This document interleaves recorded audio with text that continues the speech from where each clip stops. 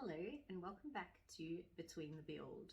I have just come back from the Bendigo Brick Convention, which was really good. I didn't really know what to expect because I have never actually been to a brick convention before. This has been my first one.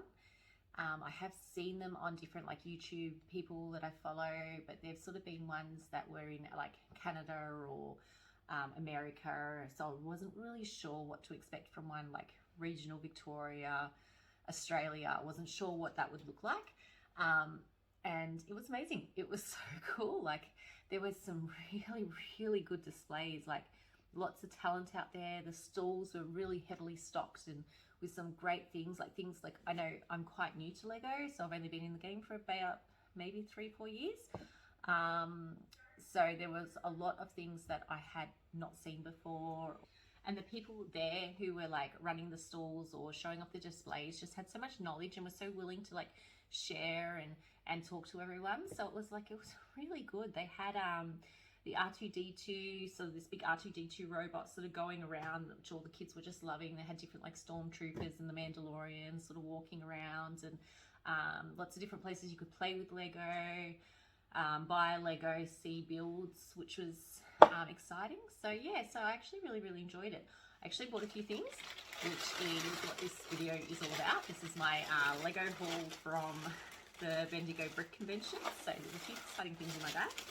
So firstly, I got some plant pieces.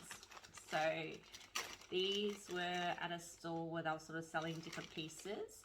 And so these are those sort of bushy looking plants. So I'm not too sure what I'm going to do with them yet, but I'm definitely going to find a space for them. I really like that green color, so that's going to work well. I've got about maybe 9-10 in there, so hopefully that works out well. I might even maybe try and pop it into like a pot or something like that. So something to have a play with, kind of inspired a bit of creativity. I also got a bag of these guys, which are brown. They've got the different prong holders there. So I'm going to actually have a look at making them into different trees, different bushes. That sort of is my focus at the moment, because I do really want to work on the park area and just sort of bringing a bit more greenery and life into there. So within that bag also came a couple of these ones here, which I have used before to make different trees. So they're quite a handy piece to have. So yes, I've got a little baggie of those guys. I also got the brown 4x4 plates, always handy to have. And again, working in the park area, I do believe I will need some of these pieces. So while they were there, I grabbed a little baggie of them. I also got a bag of leaves. So again, handy. Here in, well, at least in Melbourne, Australia, our build a brick or pick a brick walls tend to not have, much to my dismay, pieces like these. Like whenever I'm watching YouTube videos from like Brixie or Emmasaurus, and I always see like the pick a brick walls, I'm just like, why can't we have that here in Australia? Like I never see walls like that. If you do see a wall like that here, please let me know, because yeah, I would love to go fill up a cup of that. My next one is a little mermaid girl. I just really liked her. Like I just thought she was really cool. So I am planning a bit of a mermaid area in my city, like a bit of a hidey hole where the mermaids sort of sit, and maybe have a few like fishermen, sailors up the top. Little do they know the mermaids are hanging out and having tea or whatever on a rock underneath them. Like I think that would be really cool. So and I haven't seen too many of the mermaid figurines, so I'm quite happy to get her. And next one, I'm so excited to see this one. So series 24, the only one I ever wanted was the koala guy. Like I keep on getting the pottery chick, which is like fine. Well, no, it's really not that fine, because how many pottery girls can you have in your city? But I just keep getting her. But obviously being Australian, I have wanted a koala in my city, and I just think it is the cutest ever. So again, if you watched my last video, we are working on this park area.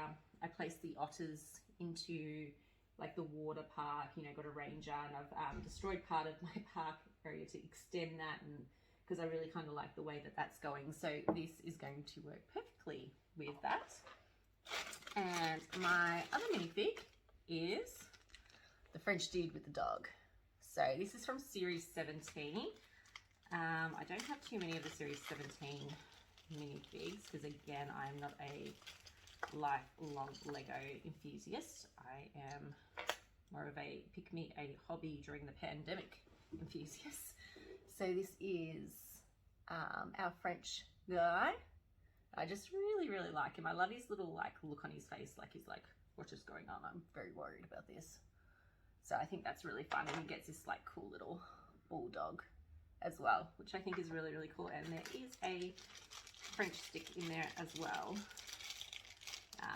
So yes, that's pretty fun. And then, okay, so the next thing is a big buy. Well, this wasn't much of a big buy, but the actual, it will turn into, okay, let me just reverse that. So basically with my city, a way that I really, really wanted to go, but I haven't been able to because I've been like thinking about the expense of it, is to light up my bricks. So I am a huge fan of High Tea Toys. She's got her YouTube channel. She's in England, and she just has, her city is amazing, and she lights it up. And I just think that just adds so much more. But it has been something that like every time I look at it, it's like an extra $100, $200 per set. So you're just really lifting up the price of your city. But one of the stalls there, one of the guys I was talking to from Glow Bricks had some really, really, really reasonable prices. So I got this, the Parisian restaurant. I paid 50 Australian dollars, which that I could sort of to have a play with and have a little look at. Yeah, I could sort of justify that much, and I just think it's really, really pretty, and I think it's like it'll be really, really fun. So I'm really, really excited to open this up and have a play and have a little look at it. The guy who runs this was like, it's a hobby of his, he was saying, and you know, he sort of turned it into his brand, and he was really lovely, really knowledgeable, and like really happy to sort of share his knowledge with us, which was really, really great. So so I've obviously bought that, and I've bought the little thing that you pack into it.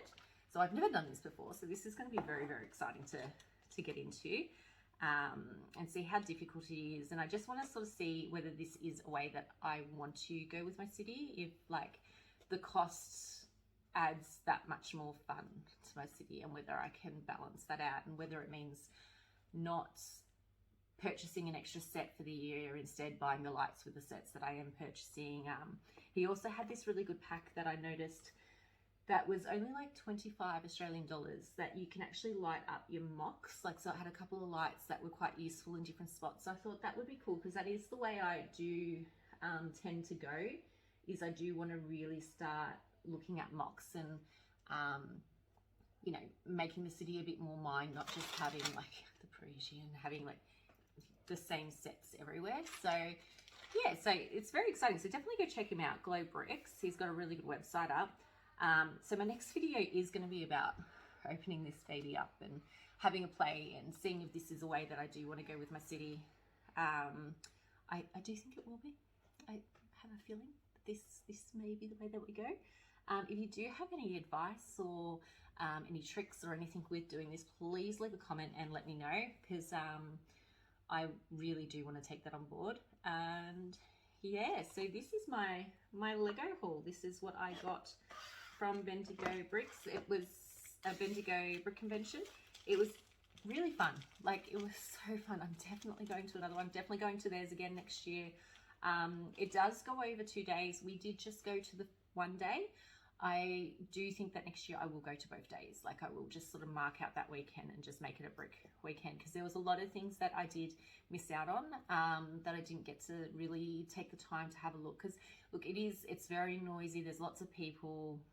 It is all those things. So like someone like myself, I did have to sort of go out and have a coffee in the quiet area and just take that time out. So I think if I could do the 2 days, I would be able to sort of be like, okay, so today I'm going to look at this half, and the next I'm going to look at this half. And but yeah, it was really good. So definitely going to be having a look at the internet and seeing what other conventions are close to me, because that was a great way to spend my weekend.